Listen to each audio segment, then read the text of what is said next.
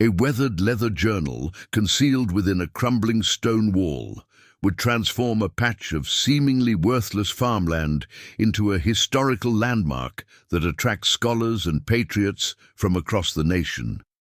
All set in motion when a young teacher reluctantly accepted her estranged father's final bequest, a neglected hillside property that would yield secrets powerful enough to challenge the accepted narrative of America's founding.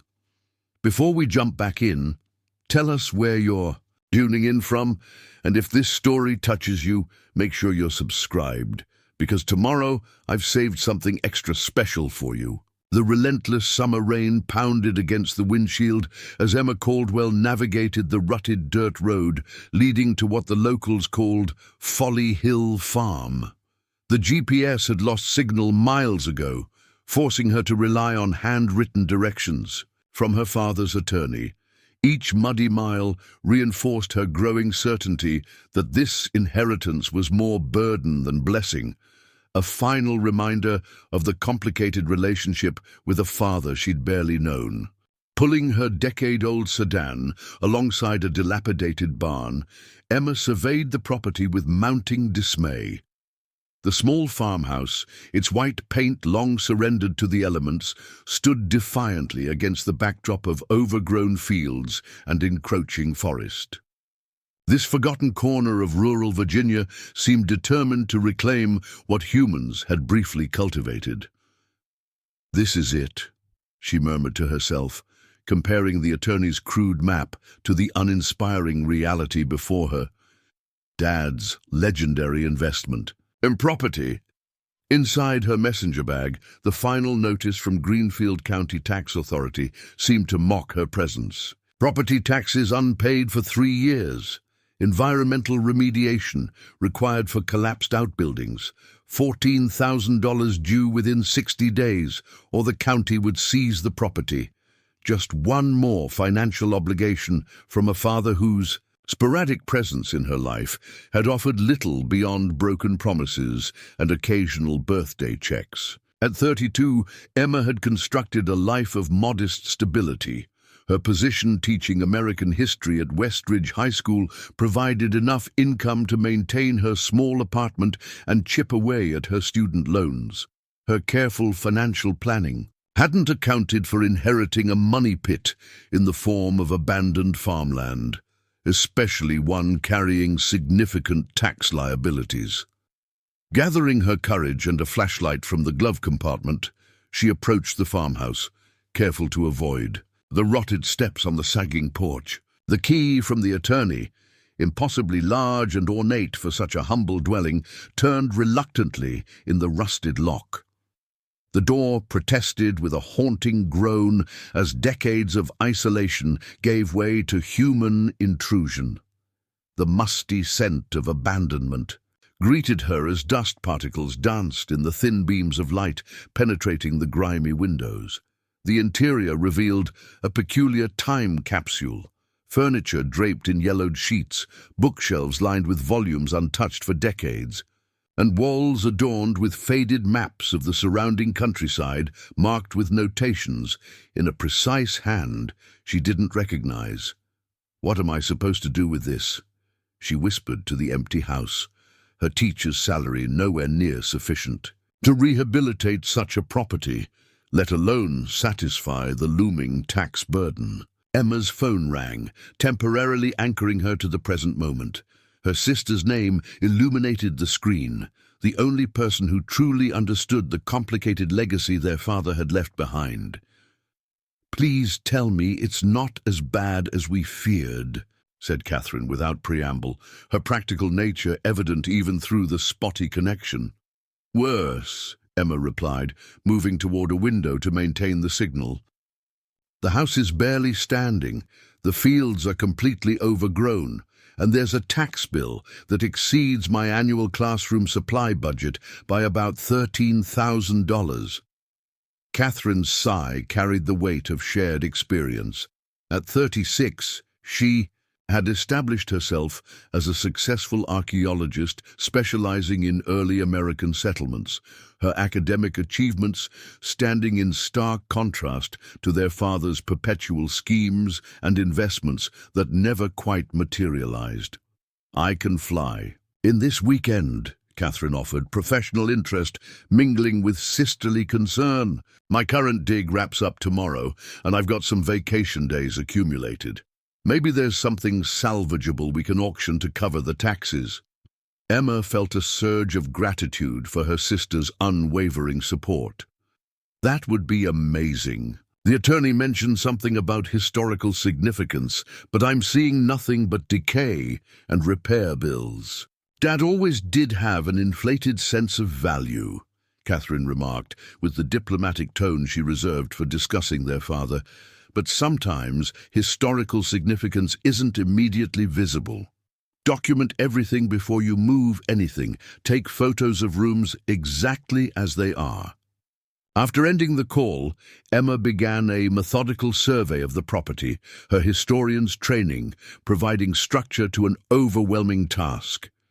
Each room revealed further evidence of neglect, water damage, animal intrusions, and the relentless assault of time on human habitation. The study proved most interesting, its bookshelves bowing under the weight of historical volumes focused almost exclusively on Revolutionary War accounts, local Virginia history, and, unexpectedly, several texts on cryptography and hidden writing techniques. Their father had never mentioned such specific historical interests during his infrequent visits throughout their childhood. A weathered desk occupied the center of the study, its surface covered with maps of the region, some dating back to the 1800s based on their appearance. Overlaying these were more recent topographical surveys with curious markings that seemed to align with features on the older maps, creating a palimpsest of geographical information spanning centuries. Preparing and narrating this story took us a lot of time, so if you are enjoying it, subscribe to our channel. It means a lot to us. Now back to the story. Emma's attention was captured by a leather-bound ledger prominently placed on a reading stand near the window. Opening it revealed meticulous handwritten entries dating back 30 years. Her father's distinctive script documenting what appeared to be a systematic investigation into the property's history. References to WH correspondence and patriots. Trust appeared repeatedly, alongside coordinates and cryptic notations about foundation integrity and original stonework. The final entry, dated just weeks before his unexpected death, contained a single line. Verification confirmed. The trust remains intact beneath the keystone. As evening approached, casting long shadows across the overgrown fields, Emma's phone rang again. The local number wasn't familiar, but few calls reached her unreliable signal in these hills. "Ms. Caldwell, this is Evelyn Mercer, County Historical Preservation Officer. I hope I'm not disturbing you." The woman's voice carried the measured cadence of someone accustomed to academic precision. "Your father's attorney informed us you'd be visiting Folly Hill Farm. I wondered if I might stop by tomorrow to discuss the property's historical registry status." Emma's surprise must have been evident in her hesitation, as Evelyn continued without prompting. "Your father was in discussions with our office about several historical preservation grants before his passing. There are some time-sensitive application deadlines approaching that might interest you, given the property's tax situation." This unexpected development shifted Emma's perception slightly. If preservation grants existed, perhaps there was a path forward that didn't involve depleting her modest savings or selling the property at a loss. "That would be very helpful, Ms. Mercer. Would 10 a.m. work?" "Perfect. And Ms. Caldwell, have you noticed anything unusual during your inspection? Historical artifacts, documents, or architectural features that seem out of place for a typical farmhouse of this period?" The specificity of the question struck Emma as peculiar. Just some old maps and books so far. Why do you ask? A brief pause preceded Evelyn's measured response. Your father was quite interested in the property's connection to Revolutionary War supply routes. Old homesteads sometimes yield surprising historical footnotes. After ending the call, Emma continued her exploration with renewed interest, paying closer attention to structural details that might explain both her father's obsession and the Historical Preservation Office's specific inquiry. The basement entrance revealed itself as a formidable door beneath the main staircase, secured with a padlock that matched her oversized key. The lock yielded with reluctance, and the door opened to reveal stone steps descending into darkness. Emma's flashlight beam illuminated a space far more substantial than expected for a modest farmhouse. A full cellar with stone walls and a packed earth floor, remarkably dry despite the property's general state of disrepair. What caught her attention immediately was the incongruity of the stone wall that formed the eastern boundary of the cellar. Unlike the roughly uniform fieldstone construction of the other walls, this one featured a central section with precisely cut blocks arranged around a prominent keystone. Architectural formality that seemed entirely out of place in a utilitarian farm structure. "The trust remains intact beneath the keystone," she whispered, recalling her father's final journal entry. Approaching the wall, Emma ran her fingers along the mortar lines surrounding the central keystone. The stone felt different from its neighbors, slightly warmer to the touch, with an almost imperceptible give when she applied pressure. Heart racing with unexpected anticipation, she pressed more firmly against the keystone's surface, sensing, rather than hearing, a subtle mechanism activate within the wall. With a sound like an exhaled breath held too long, a section of the wall pivoted inward, revealing a narrow cavity behind. Emma's flashlight illuminated a small iron box nestled in the recess, its surface adorned with an insignia she didn't recognize. A compass rose overlaid with 13 stars in a circular pattern. The box, approximately the size of a hardcover, a book, felt surprisingly heavy when she carefully removed it from its hiding place. The intricate lock mechanism showed signs of significant age, its craftsmanship suggesting origins far predating the modest farmhouse above. Emma's hands trembled slightly as she examined her discovery, professional curiosity temporarily overriding her frustration with the inherited property. This hidden compartment and its mysterious contents aligned too perfectly with both her father's cryptic journal entries and the Historical Preservation Office's pointed questions to be coincidental. Carrying the box upstairs to the study for better light, Emma carefully photographed it from multiple angles before attempting to open it, her sister's archaeological caution echoing in her mind. The lock mechanism, while elaborate, showed no obvious keyhole, instead featuring a series of concentric rings that appeared capable of rotation. As darkness fell completely and the rain intensified, Emma reluctantly set aside the mysterious box to address more immediate concerns.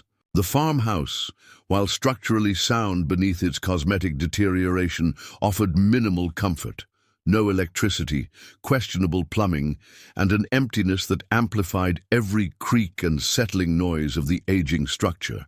Returning to her car, she retrieved the emergency supplies she'd packed: battery-powered lanterns, bottled water, and basic provisions for what she'd anticipated would be a brief inspection visit. The nearest hotel was 40 minutes away through unfamiliar country roads now slick with rain and mud.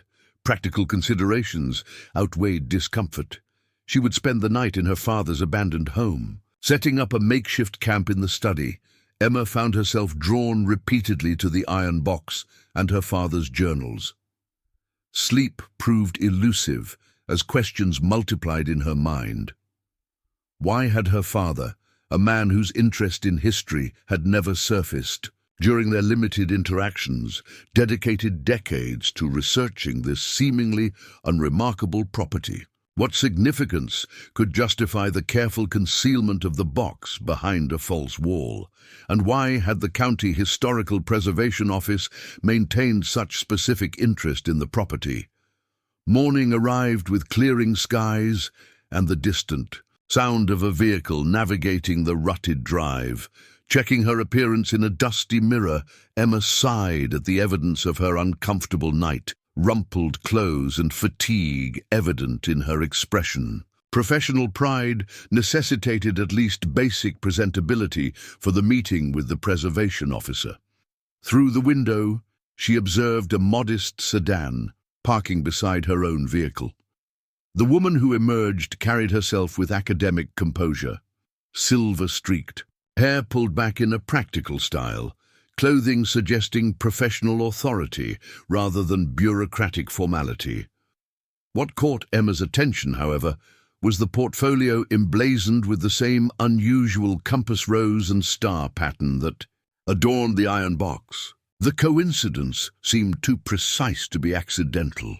Emma quickly returned the box to its hiding place in the cellar, instinct suggesting discretion until she better understood the connections between her discovery, her father's research, and this official's specific interest. Evelyn Mercer's handshake was firm, her appraising glance taking in both Emma and the farmhouse's condition with practiced efficiency.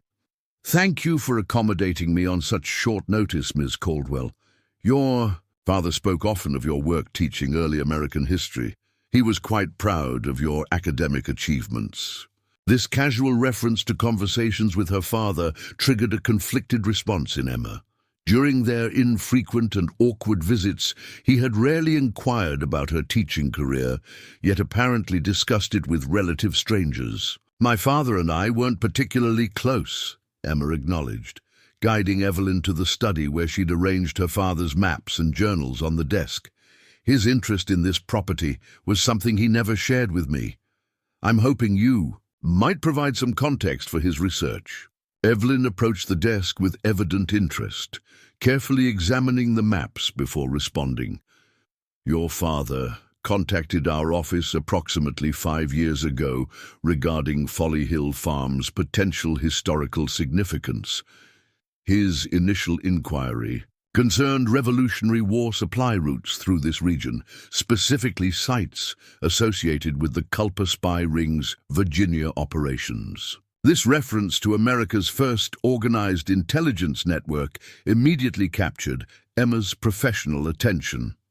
While the Culper ring's operations in New York and Connecticut were well documented, their activities in Virginia remained largely speculative among historians.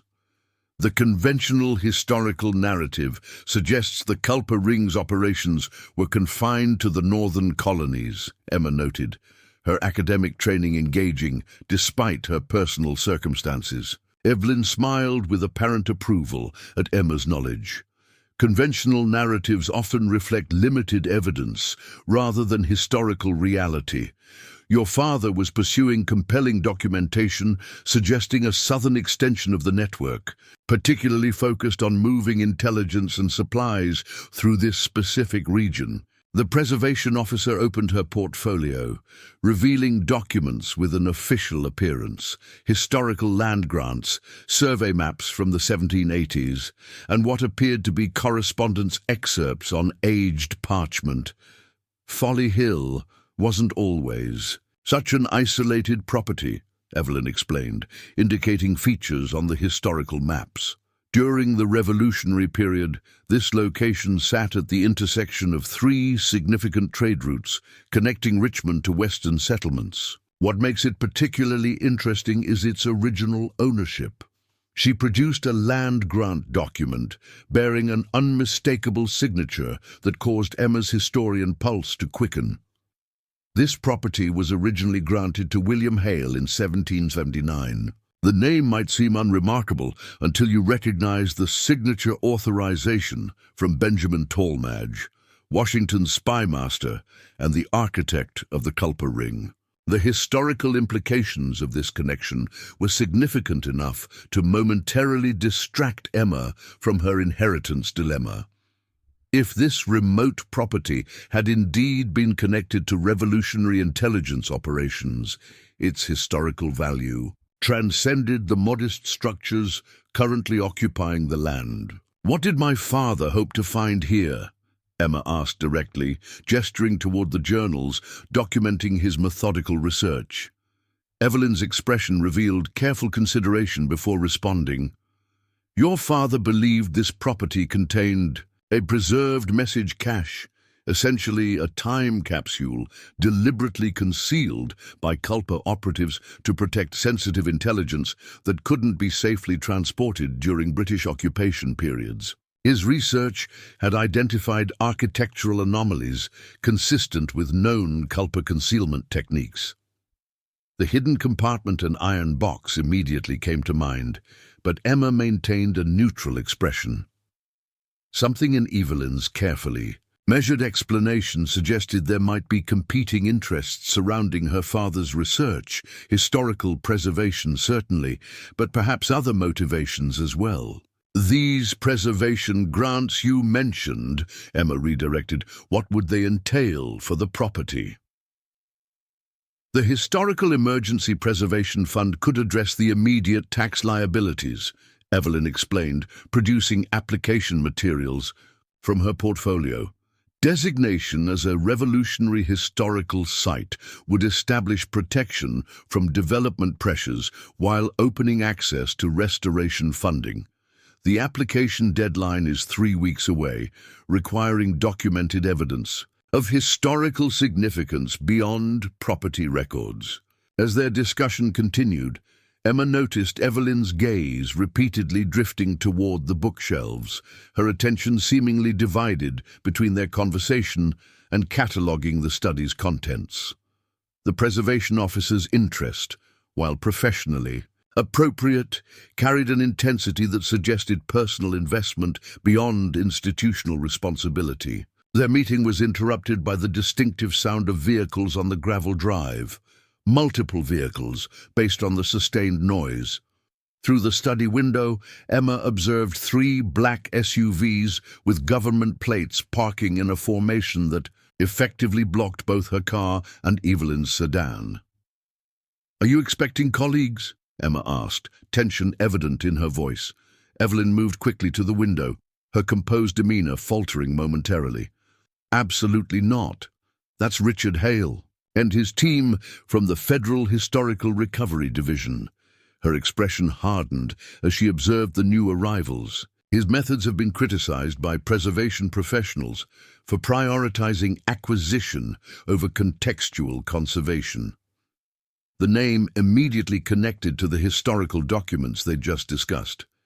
Hale, as in William Hale, the original property owner? His direct descendant, Evelyn confirmed, disapproval evident in her tone. "Richard has spent his career tracking down and acquiring culpa-related artifacts for the National Archives, often employing regulatory leverage to access private properties when owners prove reluctant. He must have been monitoring our Preservation Office communications." Emma processed this development with growing concern. The hidden box she'd discovered hours earlier suddenly represented potential complications far beyond her initial inheritance. Challenges. If federal authorities were pursuing artifacts connected to revolutionary intelligence operations, her discovery might entail legal and regulatory complexities she was unprepared to navigate. "Ms. Mercer, I think we need to have a more direct conversation about what might be on this property and what legal protections might apply," Emma suggested quietly, her instincts as both teacher and historian recognizing the importance of establishing clear understanding before engaging with these new arrivals. As a man in a tailored suit approached the porch with the confident stride of someone accustomed to authority, Emma found herself at a crossroads far more complex than the simple property inspection she had anticipated just 24 hours earlier. The weathered farm she had reluctantly inherited now stood at the center of competing historical interests with potentially national significance. The inheritance that had initially seemed worthless had revealed its first secret: and Emma suspected it was merely the beginning of revelations that would challenge both her personal circumstances and possibly the accepted narrative of America's founding, all because she had decided to explore her father's peculiar legacy rather than immediately listing the property for sale. The man on the porch knocked with official authority, his posture suggesting the patience of someone accustomed to waiting for doors to open at his convenience. Emma took a steadying breath, mentally preparing for an encounter that would undoubtedly shape the future of both the property and her understanding of her father's lifelong obsession. "Remember," Evelyn whispered urgently, "private property owners maintain fundamental rights regarding historical discoveries. Don't volunteer information about anything you may have found until you understand the full legal implications."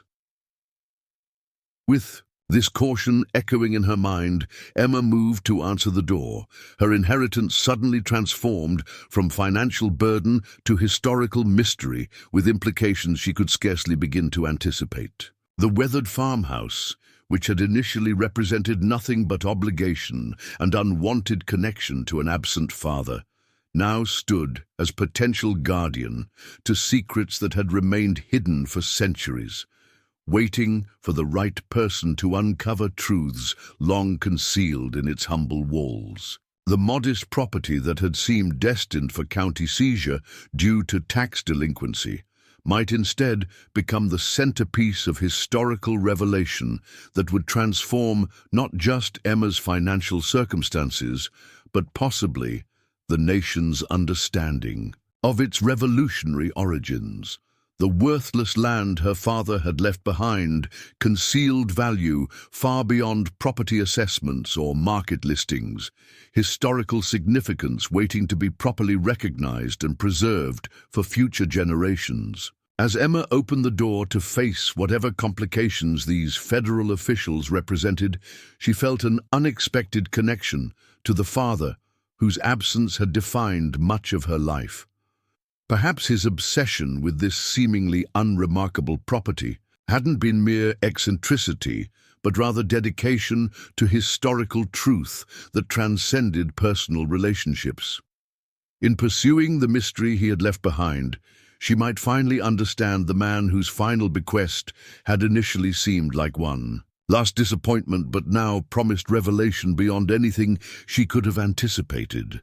Emma opened the door with composed determination, her teacher's instinct for maintaining authority in challenging situations serving her well. The man before her exuded bureaucratic confidence, immaculate suit despite the rural setting, credentials already extended for inspection. Miss Caldwell, Richard Hale, Federal Historical Recovery Division. We understand you've recently inherited this property with potential historical significance to early American intelligence operations. His direct approach confirmed Evelyn's assessment. This was not a coincidental visit, but a targeted operation based on specific intelligence about the property. Emma noted 4 additional team members deploying what appeared to be sophisticated scanning equipment around the perimeter of the house. "Mr. Hale, this is private property I'm still in the process of evaluating. May I ask what specific authority brings a federal team here without prior notification?" Her calm assertion of property rights seemed to momentarily recalibrate his approach. "Of course, we're conducting a regional assessment of sites connected to Revolutionary War communication networks under the Historical Intelligence Preservation Act. Your property features prominently in recently declassified documents from Continental Army intelligence operations." Emma maintained her position in the doorway, effectively preventing easy access to the interior. "I'm meeting with the County Historical Preservation Officer regarding potential designation options. Perhaps you could coordinate with her office for any necessary assessments." Richard's gaze shifted past her to where Evelyn stood, professional tension immediately evident between them. "Dr. Mercer, I wasn't aware the County Preservation Office had already established contact with Ms. Caldwell." "The Caldwell family. Has been in discussions with our office for several years, Evelyn replied, with deliberate emphasis on the timeline, establishing precedents in their competing interests. This exchange confirmed Emma's growing suspicion that her father's research had identified something of significant historical value, valuable enough to prompt coordinated attention from both local preservation authorities and federal historical divisions within days of her inheritance becoming official. "Mr. Hale," Emma interjected, "I'd be happy to discuss any historical assessment after I've had adequate time to review my father's documentation and understand my options as the property owner. Perhaps we could schedule a proper appointment next week?" The measured rejection clearly wasn't what Richard had anticipated. His expression suggested recalculation rather than acceptance. "Ms. Caldwell, while I respect your caution, I should mention that our division has statutory authority to examine sites with documented connection to classified historical intelligence operations. We have satellite imaging suggesting structural anomalies consistent with culpa methodology." The mention of satellite imaging was clearly intended to impress or intimidate, but it instead reinforced Emma's instinct for discretion regarding her discovery. If federal agencies were employing advanced technology to examine the property remotely, their interest transcended routine historical documentation. Any examination would still require property owner consent or proper judicial authorization. Evelyn countered smoothly. Historical significance doesn't override constitutional protections against unwarranted searches. The standoff was interrupted by the arrival of another vehicle, Catherine's rental car navigating the rutted drive with urban caution. Emma felt immediate relief at her sister's perfectly timed appearance. Catherine's archaeological credentials would provide professional weight to their position that Evelyn's academic authority alone couldn't match. As Catherine approached, her quick assessment of the official vehicles and equipment suggested immediate understanding of the situation's complexity. After brief introductions that established her professional standing as Associate Professor of Colonial Archaeology at Berkeley, she seamlessly reinforced their position. Federal historical assessment protocols typically begin with comprehensive documentation of existing historical materials before any site examination, she noted with academic precision. "Has your team requested access to the county's archival materials on this property?" The Greenfield Historical Society maintains extensive Revolutionary period documentation that would establish proper historical context. Richard's expression revealed recognition that the situation had evolved beyond the simple property access he had anticipated. Now facing coordinated resistance from a property owner, county preservation authority, and academic archaeologist, his immediate strategy was clearly compromised. "We'll coordinate through official channels," he conceded with professional restraint that didn't quite mask his frustration. "Ms. Caldwell, expect formal documentation of our interest in the property within the week. Dr. Mercer, our division will request full disclosure of county preservation records regarding this site." After the federal team's departure, the three women gathered in the study to assess their situation with newfound urgency. Catherine embraced her sister warmly before turning her full archaeological attention to the maps and journals still displayed on the desk. "You certainly didn't exaggerate the situation," she observed dryly. "When you mentioned tax problems, I didn't anticipate federal historical divisions deploying ground-penetrating radar around the property. What exactly have you discovered in the 24 hours you've been here?" Emma hesitated, glancing toward Evelyn before responding. Something in the preservation officer's specific interest and timely arrival suggested the need for continued discretion until she better understood the competing interests surrounding her inheritance. Dad's research materials suggest he believed this property was connected to Revolutionary War intelligence operations, she explained, indicating the journals without mentioning the hidden compartment or iron box. Ms. Mercer was explaining potential historical designation options that might address the tax liabilities when the federal team arrived. Catherine's archaeological training was evident in her methodical approach to the study's contents, carefully examining the maps and journals without disturbing their original arrangement. These survey markings align with documented culper-ring methodologies, she noted, professional interest overriding family concerns. The compass orientation notations and elevation references match patterns identified at confirmed intelligence sites in Connecticut. Your father's research identified architectural anomalies consistent with Revolutionary period concealment techniques, Evelyn added, her gaze carefully assessing both sisters. His correspondence with our office suggested he had located structural elements that predated the visible farmhouse but aligned with original property boundaries from the 1780s. The preservation officer's careful phrasing, referencing only what Emma's father had reported without inquiring about her own discoveries, reinforced Emma's instinct for discretion. Whatever had motivated her father's decades-long research clearly involved competing historical interests that extended beyond academic documentation. What exactly is the Federal Historical Recovery Division? Emma asked, redirecting the conversation to immediate practical concerns. Their approach seemed more appropriate for national security matters than historical preservation. Catherine and Evelyn exchanged knowing glances that suggested shared professional awareness of the organization's reputation. They operate under the National Archives with specialized authority for recovering historically significant intelligence materials, Catherine explained. While ostensibly focused on preservation, their methods often prioritize acquisition over contextual documentation. Archaeological professionals have criticized their tendency to remove artifacts from discovery sites for centralized storage, destroying valuable historical context in the process. Richard Hale's personal interest complicates matters further, Evelyn added.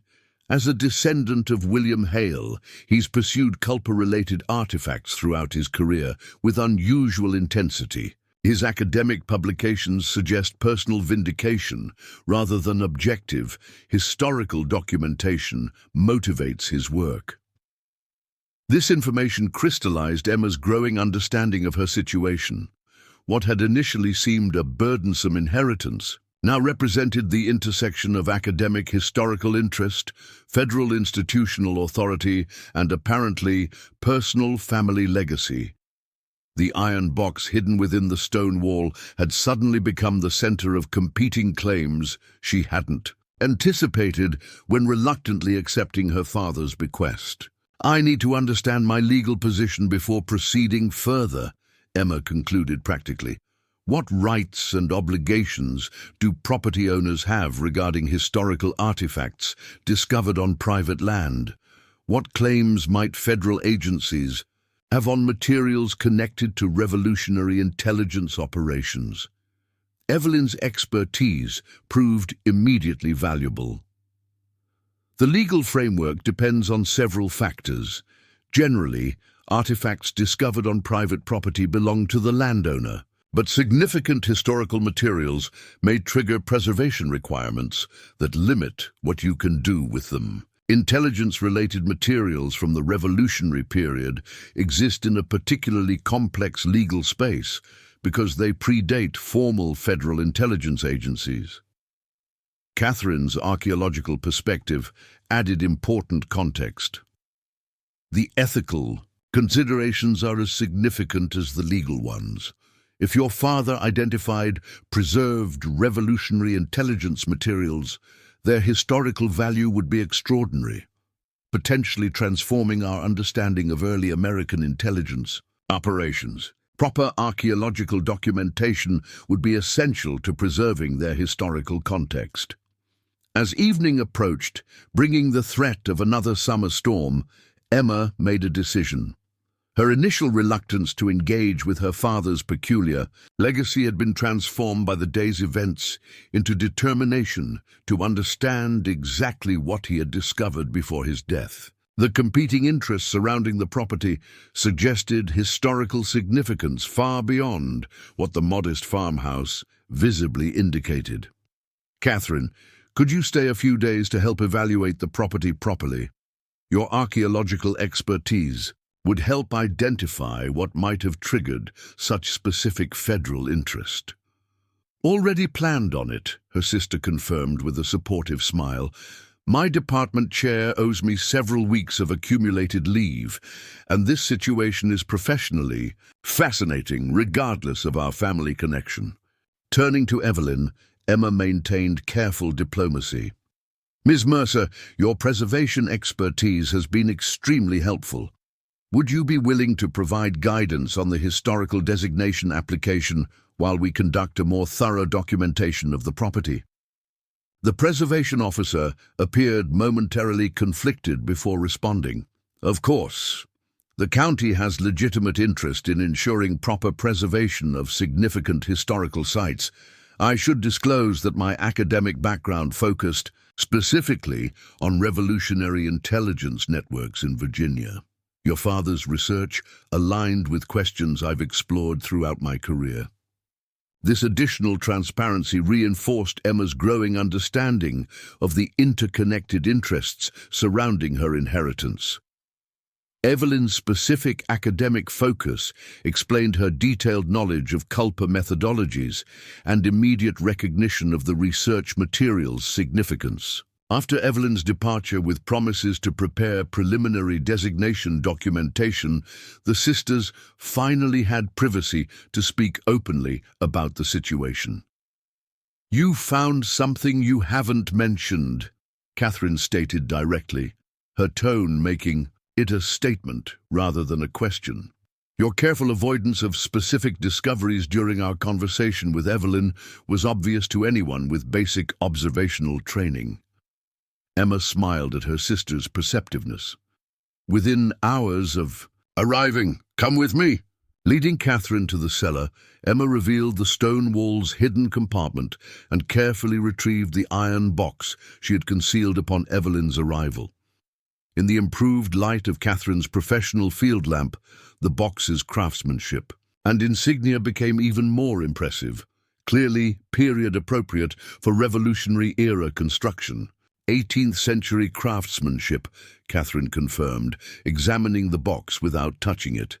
The 13-star pattern arranged around a compass rose was a documented culpa recognition symbol. This isn't reproduction or commemoration. The patination and wear patterns suggest authentic period construction. Emma explained the concealment mechanism and her father's cryptic journal entry about the trust beneath the keystone that had guided her discovery. "I haven't opened it yet. Something about the competing interests surrounding this property suggested caution was appropriate." Catherine nodded approvingly at her sister's restraint. "Absolutely correct approach. Before attempting to open an artifact of this potential significance, we need proper documentation of its discovery context, condition assessment, and non-invasive examination techniques." For the next hour, the sisters employed Catherine's archaeological field kit to properly document the hidden compartment and iron box, photographing from multiple angles, measuring dimensions precisely, and recording detailed notes about discovery. Conditions. Catherine's professional equipment included a portable X-ray device, typically used for preliminary artifact assessment without risking damage to fragile contents. "The imaging shows document bundles," she explained, examining the screen with growing excitement. Multiple sealed packets secured with what appears to be wax sealing. No metallic components except the box construction itself, likely paper documents preserved in protective wrapping, typical of period intelligence materials. The professional assessment transformed their understanding of the situation. Whatever the box contained, it represented authentic Revolutionary-era materials deliberately concealed and preserved, exactly the historical intelligence cache that both Evelyn and Richard had independently been pursuing. This explains everything, Emma realized, connecting the competing interests that had converged on the property within days of her inheritance. Dad must have discovered this shortly before his death, but didn't have opportunity to fully document or disclose it. His journal entries were tracking his progress toward this discovery. The question becomes what these documents contain that would justify such elaborate concealment and generate such intense contemporary interest, Catherine mused. Revolutionary intelligence operations typically focused on troop movements, supply, lines, and military strategies, historically significant but rarely generating modern institutional competition at this level. Emma considered this assessment thoughtfully. Unless they contain information that would significantly revise accepted historical narratives about the revolution itself. Dad's journals repeatedly referenced the Patriots Trust, alongside mentions of William Hale's correspondence.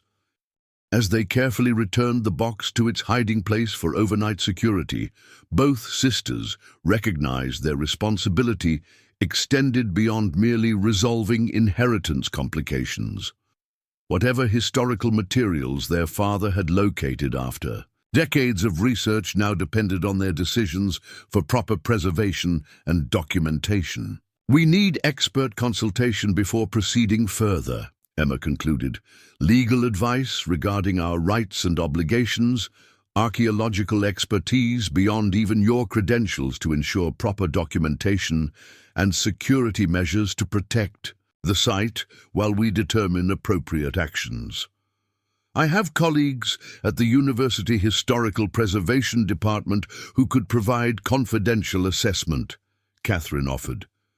People I trust academically and ethically who wouldn't leak information to federal operations like Richard's team. Their conversation extended late into the night, reviewing their father's journals for additional insights while developing a strategy to address both the immediate tax liabilities and the proper historical documentation of their discovery. What emerged was a clearer picture of their father's decades-long pursuit, not merely eccentric obsession, but dedicated historical research that had identified a preserved revolutionary intelligence cache of potentially extraordinary significance. He knew exactly what he was looking for, Emma realized, connecting journal entries that spanned 20 years of methodical investigation. These references to Hale's vindication and Washington's directive suggest he believed these documents contained information that would significantly revise historical understanding of specific revolutionary events. Catherine nodded, archaeological training allowing connections between seemingly disparate historical references. The Hale family has maintained for generations that their ancestor was more than merely a property owner in this region, that William Hale played significant but unrecognized role in revolutionary intelligence operations that history has overlooked. As midnight approached, a new consideration emerged that added urgency to their situation. Emma discovered a county notice tucked among her father's recent correspondence, notification of impending infrastructure development that would impact the property's northwestern boundary. The county is planning road expansion that would require partial excavation of the hillside behind the house, she explained, showing Catherine the detailed project maps. Construction scheduled to begin in less than 3 months. This development transformed their timeline from preservation planning to immediate action necessity. If construction equipment began excavation work near the original stone foundations, any additional historical materials concealed within the property might be inadvertently damaged or destroyed before proper documentation could occur. "We need to accelerate everything," Catherine concluded, professional urgency evident in her assessment.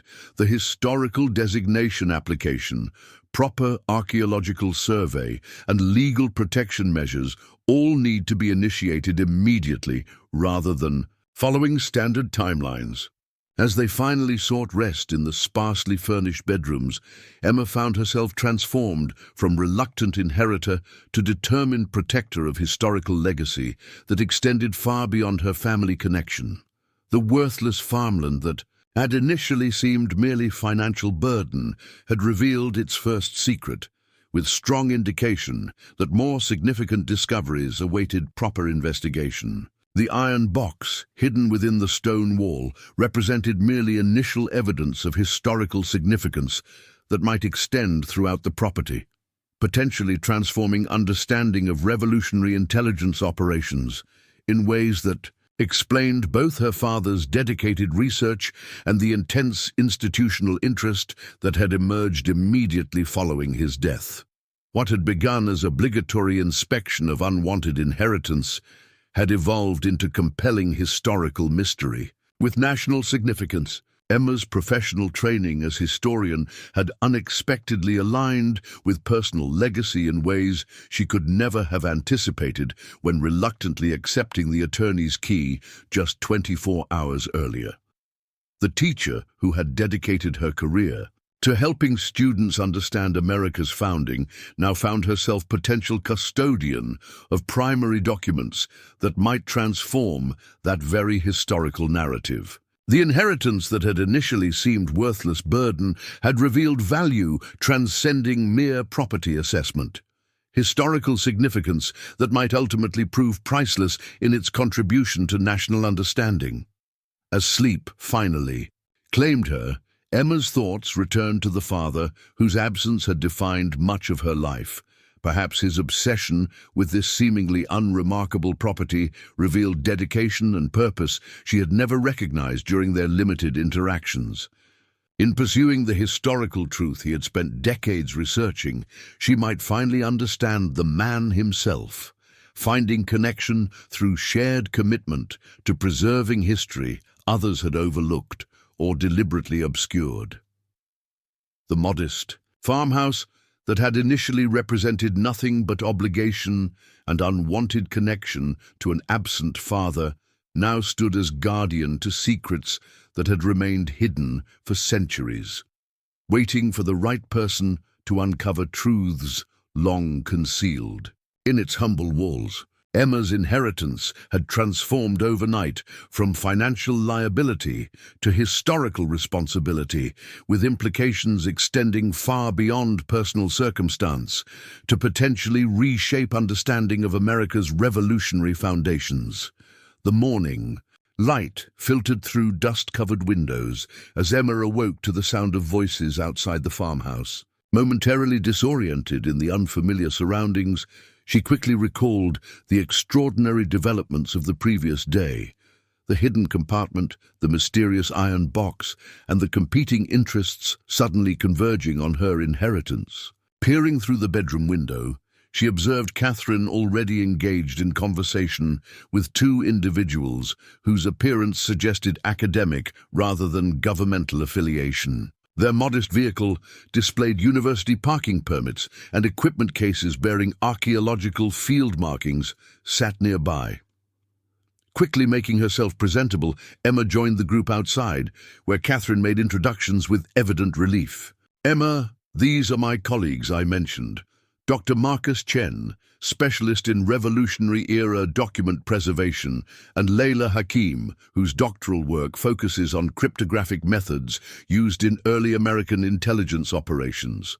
They drove through the night after my call." The urgency of their arrival confirmed Catherine's assessment of their discovery's potential significance. Academic specialists rarely abandoned ongoing projects for field consultations without compelling professional motivation. "Thank you for coming so quickly," Emma acknowledged, leading the group toward the house. "The situation has developed more rapidly than we anticipated." Dr. Chen, whose careful movements suggested someone accustomed to handling fragile historical materials, responded with measured academic precision. Catherine's description of an intact Revolutionary-era concealment system, potentially containing original intelligence documentation, would justify immediate assessment under any circumstances. The additional pressure of competing institutional interest makes proper documentation even more critical. Inside, Catherine had already established a makeshift documentation station in the study. Proper lighting, archival materials, and digital recording equipment arranged with archaeological precision. "I've briefed them on the discovery circumstances, but not specific contents," she explained to Emma. "Professional assessment should begin with fresh observation rather than predetermined expectations." This methodical approach reinforced Emma's growing appreciation for the professional standards her sister brought to their situation. What might have been handled as merely interesting family discovery now received proper historical treatment that would ensure whatever they found would be appropriately preserved. "Before examining the artifact itself, we should establish comprehensive documentation of the concealment location," Layla suggested, her expertise in historical security systems evident in her focused assessment of the house's structural features. Revolutionary intelligence operatives typically employed multiple security layers, the initial concealment often containing indicators of additional hidden materials rather than the complete intelligence package. This insight immediately expanded Emma's understanding of what they might have discovered. Perhaps the iron box represented merely the first layer of a more elaborate preservation system extending throughout the property, explaining both her father's decades-long research and the federal team's interest in conducting comprehensive site assessment. For the next hour, the academic team meticulously documented the cellar's architectural features, mapping the stone wall construction, analyzing mortar composition, and recording precise measurements of the hidden compartment mechanism. Their professional approach transformed Emma's initial discovery into properly contextualized historical documentation that would preserve its significance regardless of what the box itself contained. "The masonry technique is definitively late. 18th century tidewater construction," Dr. Chen confirmed, examining mortar samples under portable microscope. However, the concealment mechanism demonstrates significantly more sophisticated engineering than typical colonial architecture. The pressure release system employs precision tolerances rarely found outside specialized military applications from this period. Layla's cryptographic expertise added another dimension to their assessment. The positioning isn't random. The compartment's location corresponds to specific geometrical relationships with the structure's compass orientation. Revolutionary intelligence. Operatives frequently incorporated directional indicators into concealment systems, particularly those designed for future recovery rather than temporary hiding. When they finally retrieved the iron box for proper examination, Catherine insisted on maintaining strict archaeological protocols, documenting each step with photographs and detailed notes that established unbroken chain of evidence from discovery through assessment. Dr. Chen's examination of the box itself revealed craftsmanship that confirmed its historical authenticity. The metallurgical composition and forging techniques are consistent with late 18th century ironwork from the Virginia Tidewater region. The insignia design, 13 stars arranged around compass rose, matches documented Culper ring recognition. Markers used in verified correspondence between Washington and Tolmage. Under carefully controlled conditions, with proper archival gloves and stabilization equipment, they finally attempted to open the box using non-invasive techniques that preserved its historical integrity. The locking mechanism, ingeniously designed to resist tampering while permitting access to those with specific knowledge, yielded to Layla's patient manipulation. The sequential pressure points follow mathematical pattern based on principles described in Washington's actual coded correspondence, she explained, as the lock finally released with barely audible click. Not coincidentally, the same mathematical sequence appears in your father's journal notations about keystone integrity. He had correctly deciphered the access methodology. As the lid opened, for perhaps the first time in centuries, the group fell momentarily silent at the sight of perfectly preserved contents. Multiple document packets, individually wrapped in oilcloth and sealed with distinctive wax impressions bearing the same 13-star pattern as the box itself. "Extraordinary preservation conditions," Dr. Chen whispered, professional composure momentarily overcome by the discovery's pristine state. The concealment design incorporated natural ventilation while maintaining consistent humidity levels. Preservation technology centuries ahead of its documented development. Following proper archival protocols, they carefully removed and documented each sealed packet without breaking the original seals, creating comprehensive visual record before attempting any examination of actual contents. The packets were numbered sequentially, with designations that suggested organized intelligence collection rather than random document preservation. These classification markings match Washington's documented system for categorizing intelligence. "Materials," Layla noted, comparing the seal impressions to reference materials she had brought. The numerical sequence indicates these were considered highest priority intelligence, designated for Washington's personal review rather than general military leadership. After complete documentation of the box and its sealed contents, the team faced critical decision whether to open the sealed packets immediately or maintain their original condition pending more specialized preservation environment. The academic standard would typically require controlled laboratory conditions for initial opening of such well-preserved historical materials. However, practical considerations complicated this professional ideal. The competing interests already converging on the property created urgency that transcended perfect archaeological practice. If federal authorities returned with formal access demands, the opportunity for independent academic assessment might be lost entirely.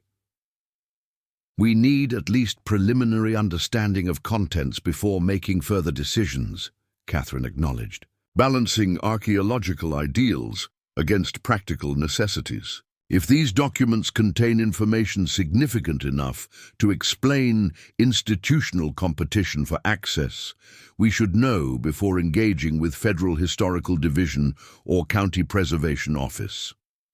Dr. Chen nodded agreement, producing specialized tools designed for minimally invasive examination of historical documents. We can create a temporary preservation environment suitable for initial assessment without compromising document integrity.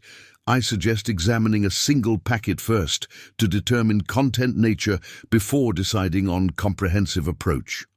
Emma selected the packet-bearing designation WH Testimony, Continental Congress Proceedings, Confidential, as potentially most relevant to understanding her father's research references to Hale's vindication. With painstaking care, Dr. Chen created minimal opening in the oilcloth wrapper that preserved the historical seal while permitting extraction of contents.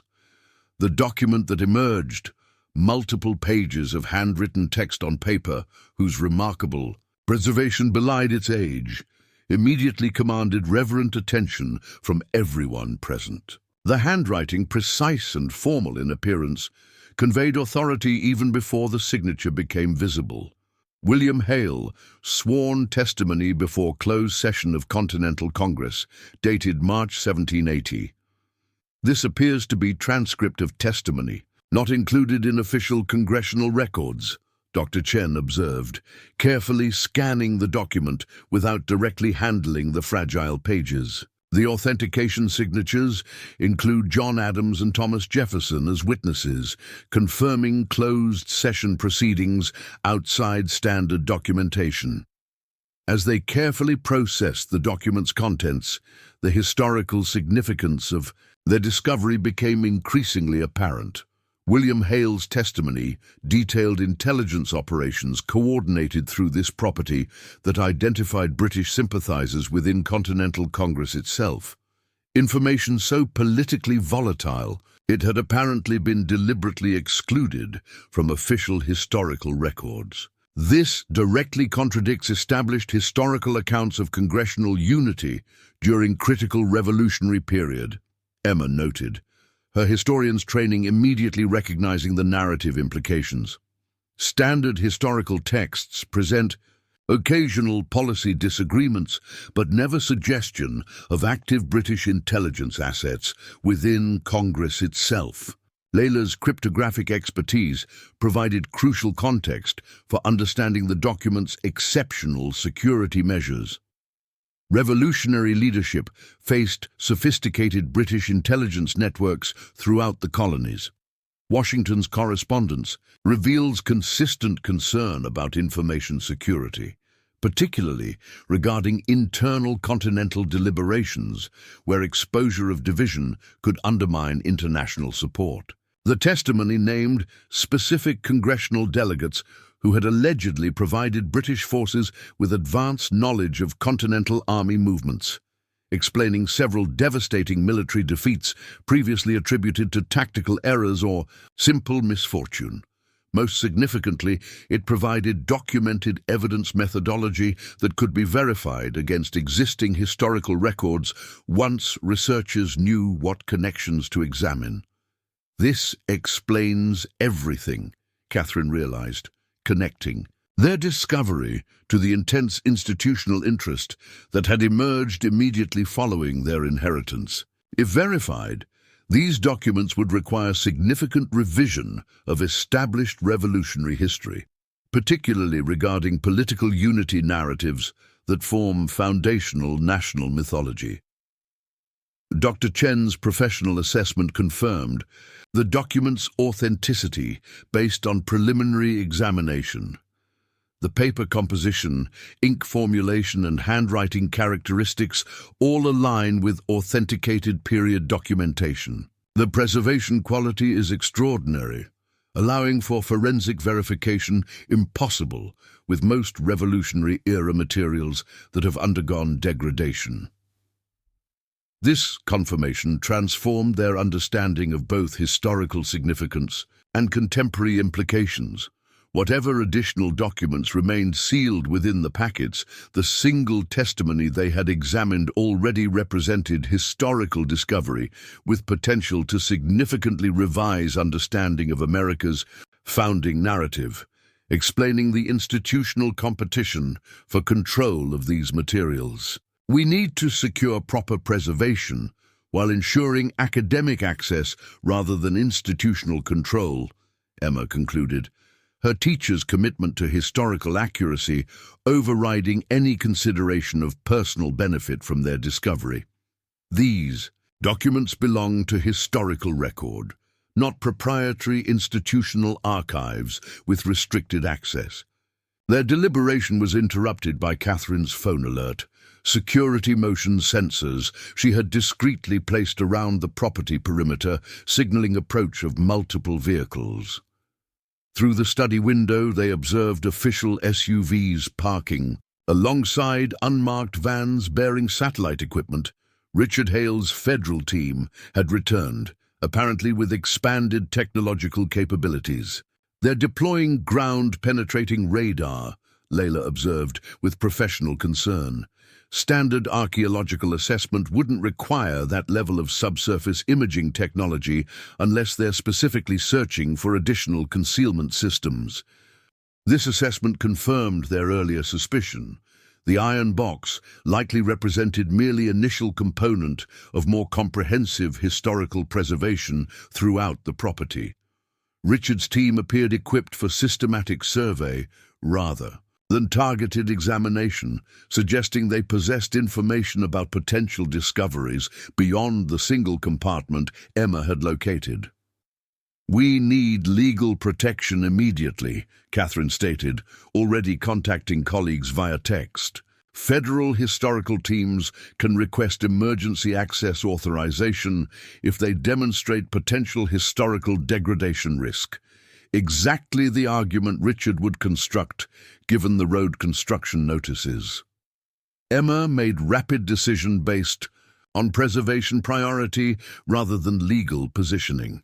"Dr. Chen, can you transport these materials to university preservation facilities immediately?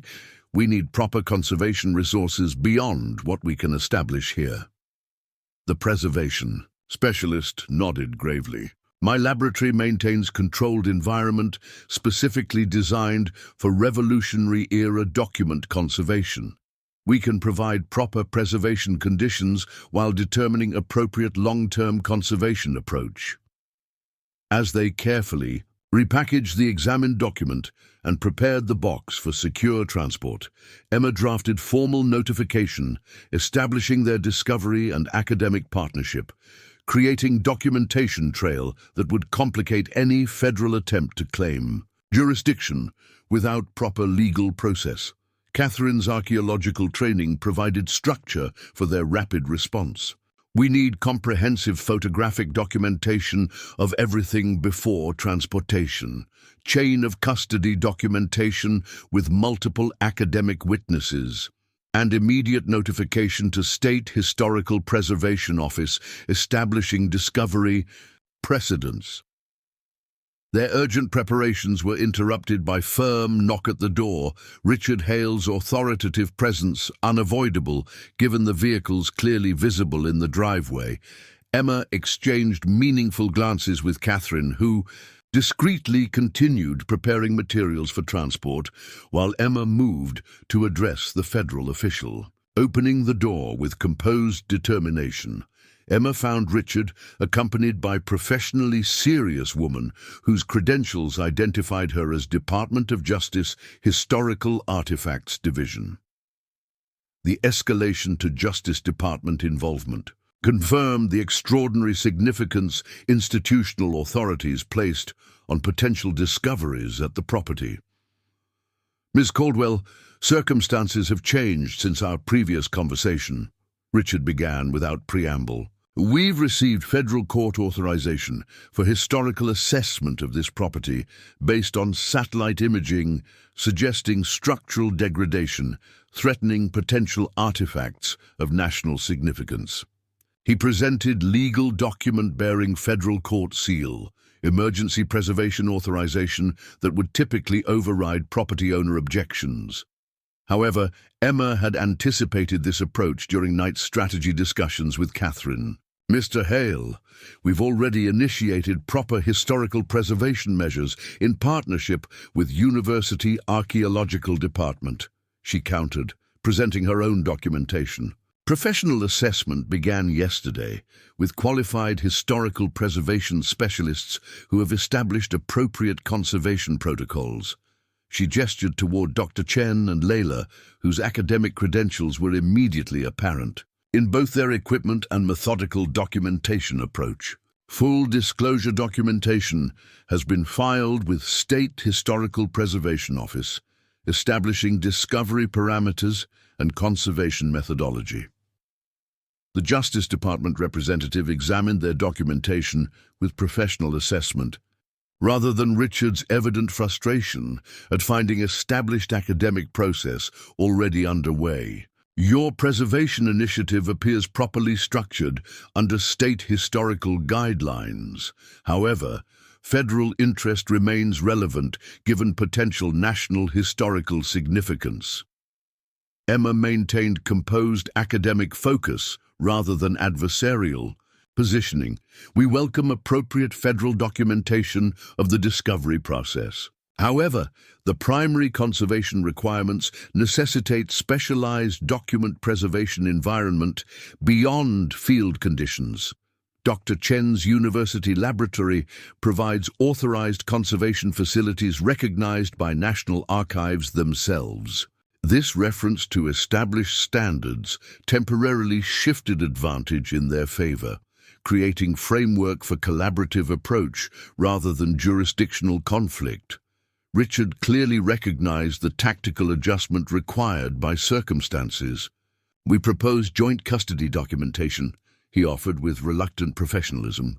Federal Historical Division representatives accompanying materials to university facilities to establish continuous documentation while preservation assessment proceeds under academic protocols.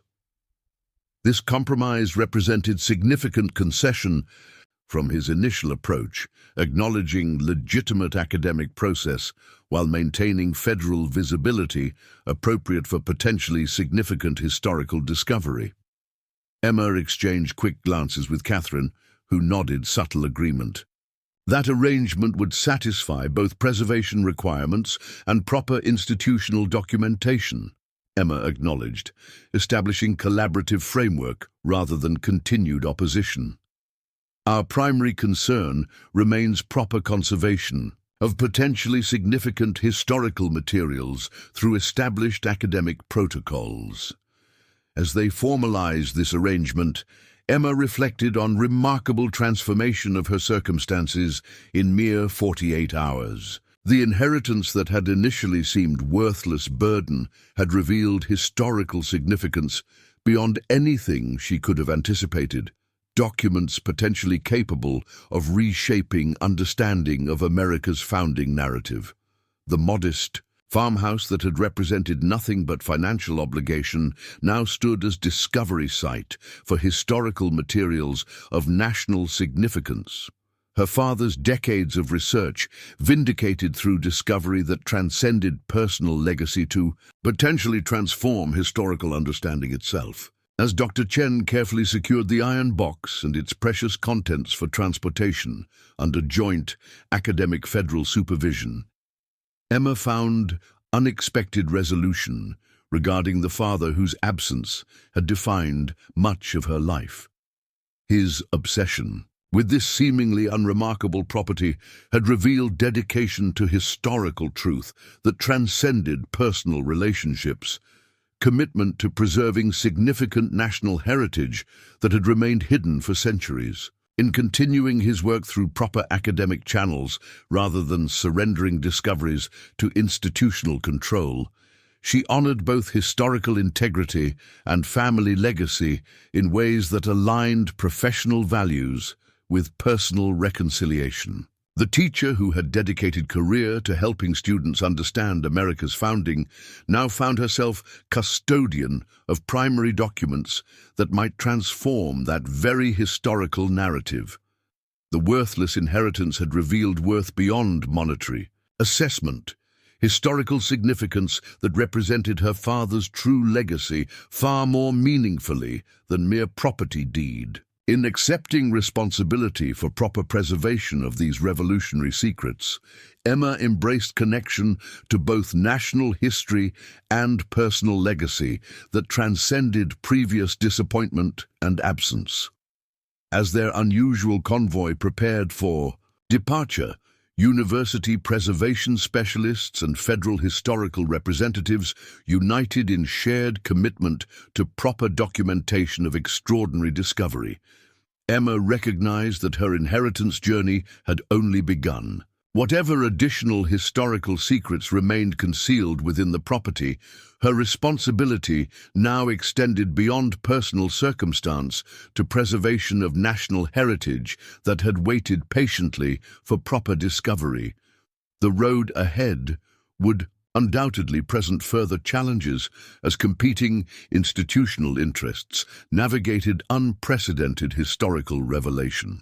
But in establishing academic foundation for proper preservation, Emma had already succeeded where others had failed, ensuring historical truth would emerge through legitimate scholarly process rather than disappearing into classified institutional archives inaccessible to public understanding. The teacher had become custodian of history itself, transformation that honored both professional commitment to historical accuracy and personal connection to family legacy previously obscured by absence and misunderstanding. In this unexpected role, Emma found purpose that transcended initial reluctance and resentment, embracing responsibility that aligned personal healing with professional contribution to national historical understanding. The inheritance that had initially prompted nothing but frustration had revealed itself as gateway to discovery that might ultimately redefine her life's work.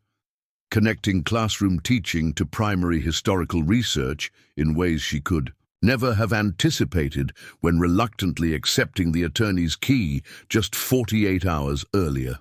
2 years had passed since Emma Caldwell had reluctantly accepted the key to what she'd initially dismissed as worthless inheritance. The transformation of Folly Hill Farm from dilapidated rural property facing tax seizure to nationally recognized historical site stood as testament to perseverance that transcended initial circumstances. On this crisp autumn morning, Emma surveyed the carefully restored grounds with quiet satisfaction as preparations continued for the official dedication ceremony scheduled later that day. The original farmhouse, now meticulously preserved with its Revolutionary-era structural elements highlighted through thoughtful restoration, formed the centerpiece of the Hale Caldwell Historical Center. Modern buildings constructed with complementary architectural elements housed research facilities, conservation laboratories, and educational spaces where visitors explored the complex realities of America's revolutionary beginnings. The governor's advance team just arrived, Catherine informed her, approaching with the confident stride she'd developed during her unexpected career evolution. Now serving as the center's director of archaeological research, Catherine had parlayed their extraordinary discovery into pioneering academic position that merged traditional archaeology with public historical education. The press contingent has doubled since yesterday's announcement about the congressional delegation attending, she added, consulting her tablet. Security protocols are updated, but we should prepare for significantly larger attendance than initially projected. Emma nodded, appreciating the professional infrastructure that had developed around their discovery. What had begun as desperate attempt to prevent tax foreclosure had evolved into institutional collaboration uniting academic, governmental, and community resources in unprecedented historical preservation effort. Professor Mercer confirmed the university symposium presentations are finalized, Emma replied, referring to Evelyn's new academic position established specifically to study the center's ongoing discoveries. The research team completed verification on the final document series last week. The full collection will be academically available for the first time at tomorrow's scholarly conference. This achievement represented culmination of 2 years' meticulous conservation work, transforming their initial discovery of sealed document packets into comprehensively authenticated historical record, accessible to qualified researchers worldwide. The carefully preserved testimonies, intelligence reports, and confidential congressional deliberations had gradually revealed historical narrative far more complex than conventional accounts of America's founding. The Patriots' Trust, as the document collection had become known, offered unprecedented insights into the internal challenges faced by revolutionary leadership. Beyond military campaigns against British forces, the documents detailed sophisticated counterintelligence operations addressing loyalist infiltration of colonial governance structures, including Continental Congress itself.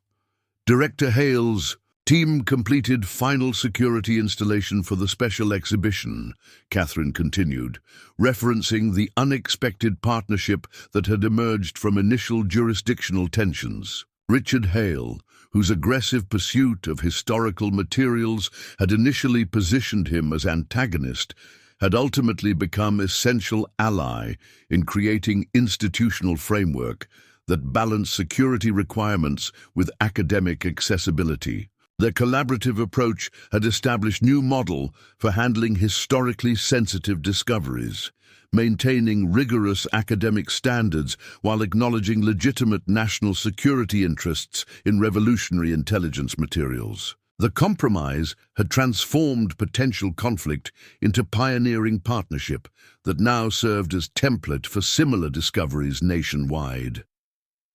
Emma's gaze traveled beyond the historical center to surrounding landscape, where archaeological teams continued methodical investigation of the property's hidden resources. The initial discovery had indeed proven merely first component in comprehensive historical preservation system extending throughout the original farm boundaries.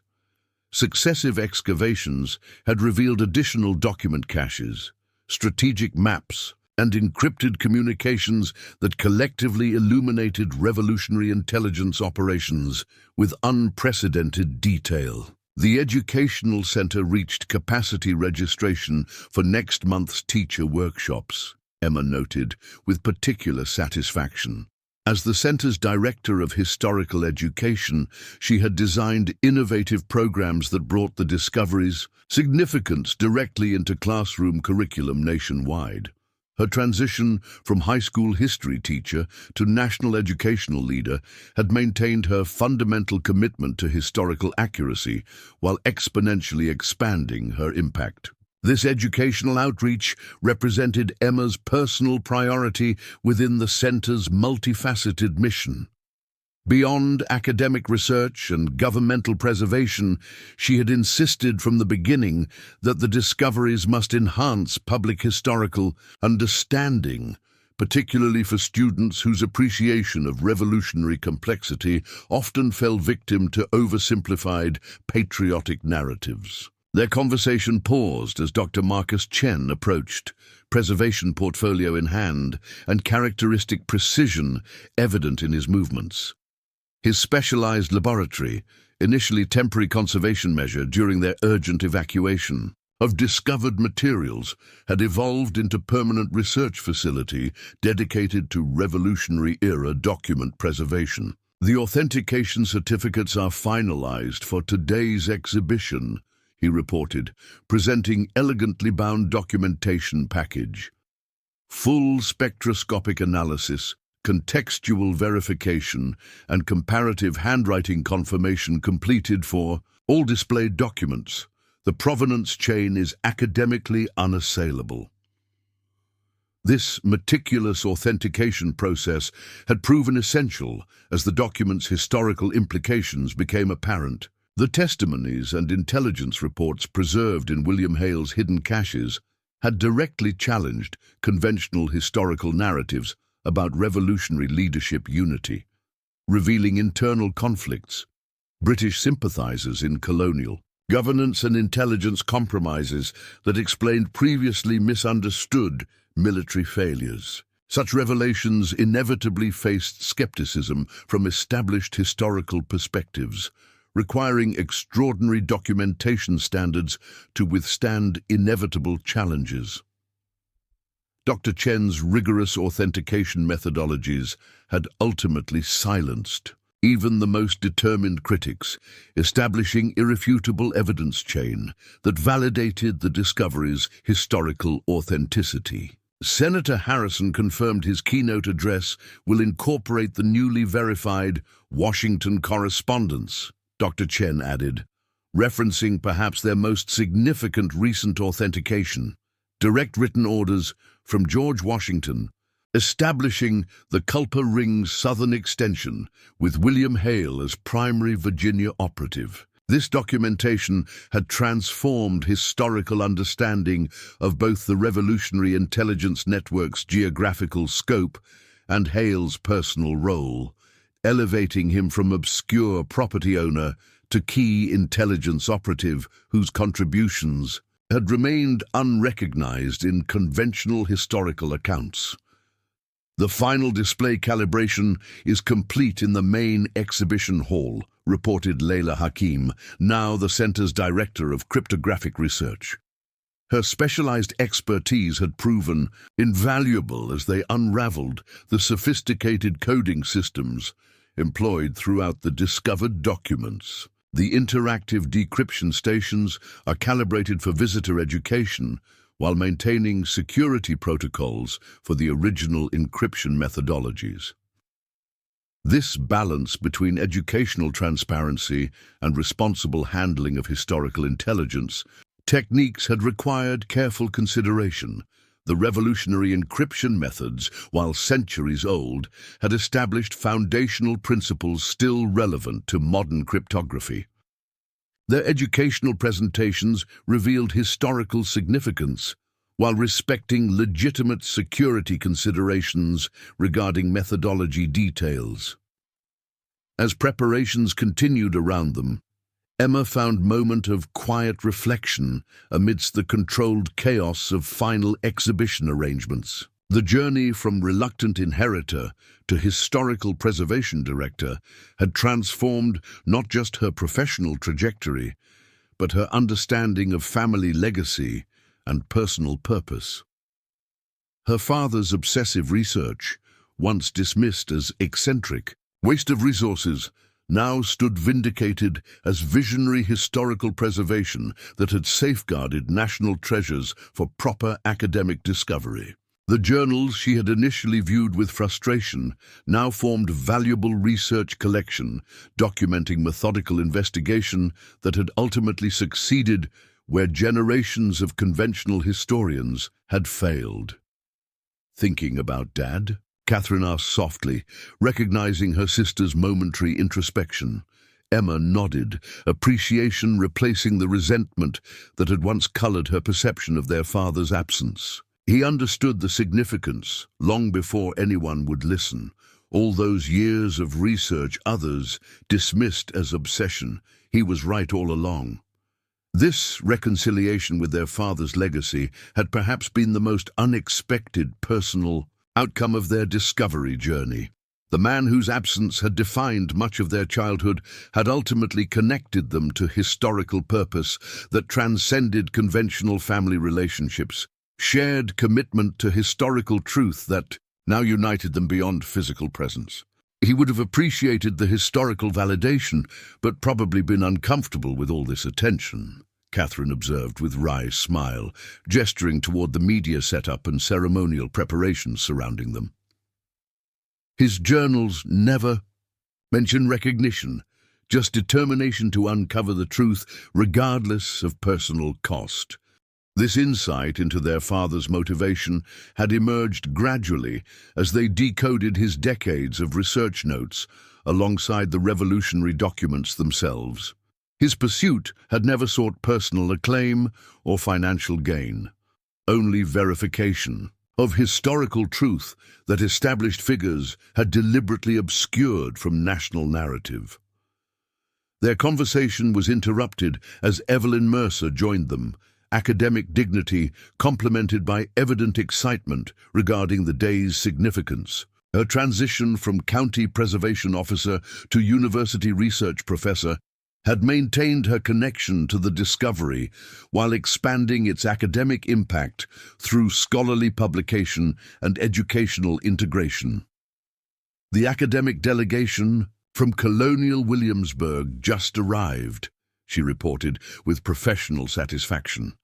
Their research director confirmed interest in establishing permanent fellowship exchange between our institutions, expanding collaborative authentication methodologies to their document collections.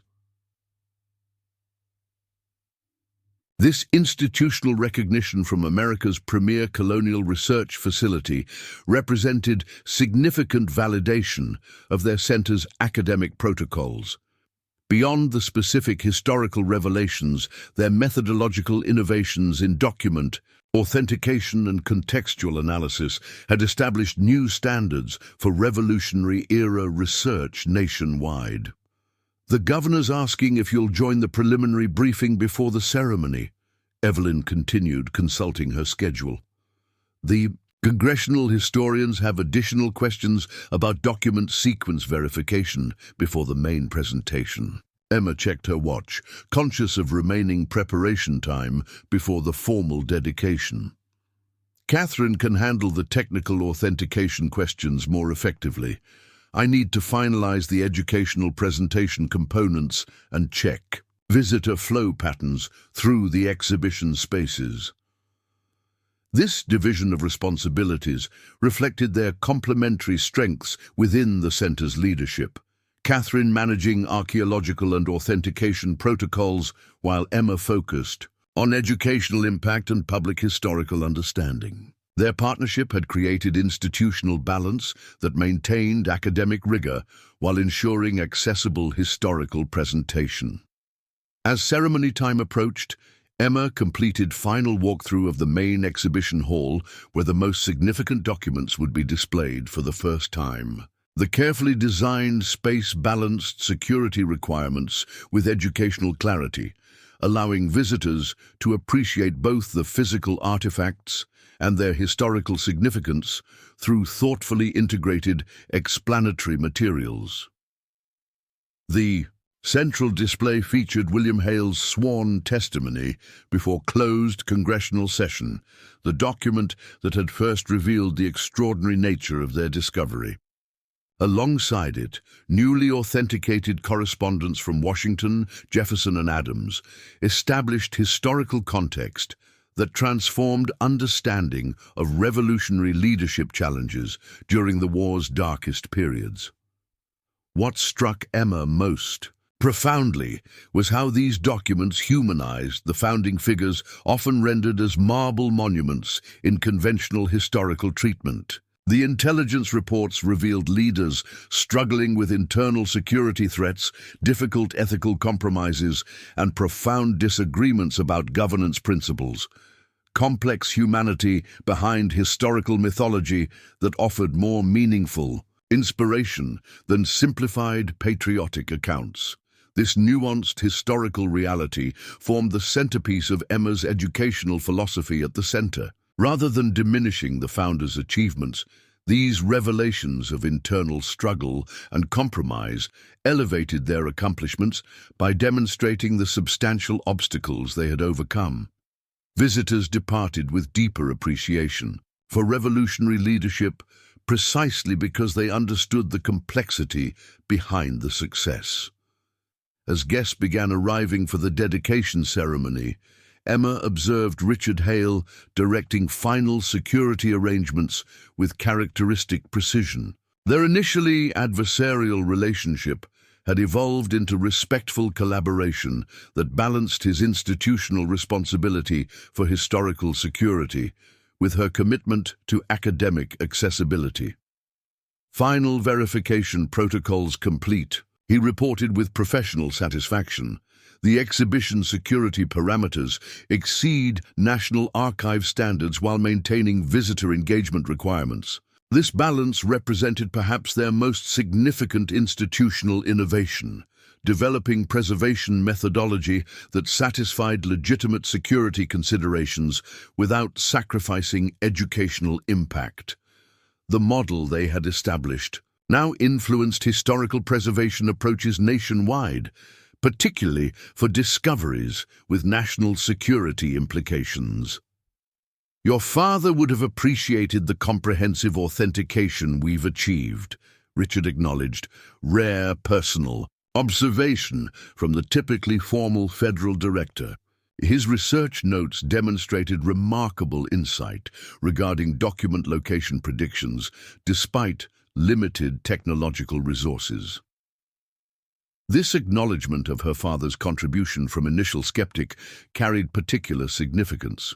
The Federal Historical Division had ultimately incorporated his research journals into their own authentication methodology, validating decades of work previously dismissed as amateur speculation. As dedication time approached, Emma took moment, alone in the small office she had established within the restored farmhouse.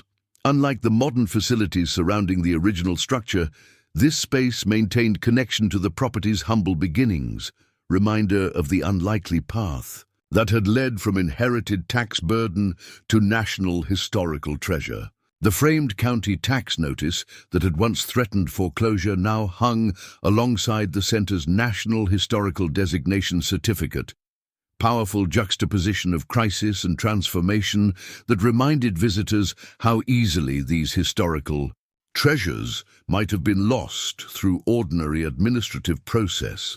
Emma's reflection was interrupted by Catherine's arrival, ceremonial program in hand and expression suggesting important development. The president just confirmed attendance for tomorrow's academic symposium. Secret Service advance team is already implementing security protocols. This unprecedented presidential interest confirmed the extraordinary significance their discovery had assumed in national historical understanding. What had begun as private inheritance matter had evolved into institutional collaboration at highest governmental levels, recognition that the Patriots' trust represented fundamental contribution to America's historical self-understanding. "Everything we've worked for comes together today," Catherine observed, rare moment of sentimentality from the typically pragmatic archaeologist. Not just the preservation and authentication, but the educational integration that makes these discoveries meaningful beyond academic circles. Emma nodded agreement, appreciating her sister's acknowledgement of the educational mission she had championed throughout development process. Beyond preservation and authentication, she had insisted from beginning that true success required public historical understanding, transformation of academic discovery into accessible knowledge that enriched collective appreciation for the nation's complex origins. As they moved toward the ceremony location, Emma observed the gathered crowd with teachers' satisfaction. Academic historians alongside local community members, government officials beside school groups, united by shared interest in historical discovery that transcended professional boundaries and political divisions. The center they had created embodied collaborative spirit that honored diverse perspectives while maintaining uncompromising commitment to historical evidence. In a world increasingly divided by competing narratives, they had established institutional framework where documented historical truth remained paramount. Model for approaching complex national history with integrity that acknowledged challenges without diminishing achievement. Taking her place at the podium as introduction began, Emma surveyed the extraordinary transformation surrounding her. The worthless inheritance that had initially prompted nothing but frustration had revealed itself as gateway to discovery that had ultimately redefined her life's work, connecting classroom teaching to primary historical research in ways she could never have anticipated when reluctantly accepting the attorney's key just 2 years earlier. The father whose absence had defined much of her childhood had ultimately connected her to historical purpose that transcended conventional family relationships, shared commitment to historical truth that had created legacy far more significant than property deed or financial inheritance. In continuing his work through proper academic channels, she had honored both historical integrity and family legacy in ways that aligned professional values with personal reconciliation.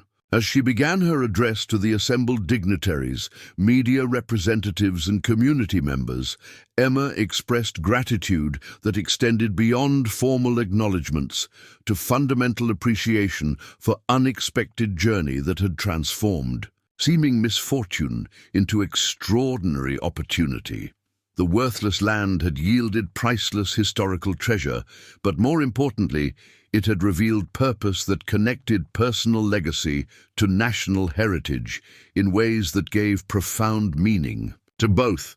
The inheritance that had initially seemed burden had become blessing beyond anything she could have imagined.